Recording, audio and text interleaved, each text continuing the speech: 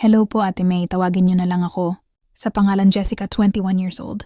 Pinaaral po ako ng panganay naming kapatid. High school pa lang po ako, sa age of 21.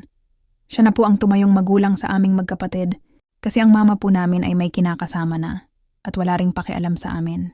Sa hindi inaasahan at hindi sinasadya nabuntis po ako ng boyfriend ko.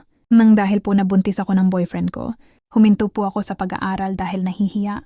Po ako na mabuli sa school at hindi naman maitago ay lalaki po ang tiyan ko. Sa ngayon nandito ako nakatira sa ate ko at ang boyfriend ko. Wala kami trabaho ng boyfriend ko dahil 21 din siya at buntis pa ako. Ayaw ko tumira sa pamilya ng boyfriend ko dahil sa hindi maganda ugali ng mama niya sa akin. Ito ang problema ko ngayon. Ang ate ko simula nung nabuntis ako, palagi na siyang galit sa akin. Hindi siya nagsasalita. Pero ramdam ko sa kilos niya at pinaparamdam. Niya galit siya sa akin. Bakit ganun siya?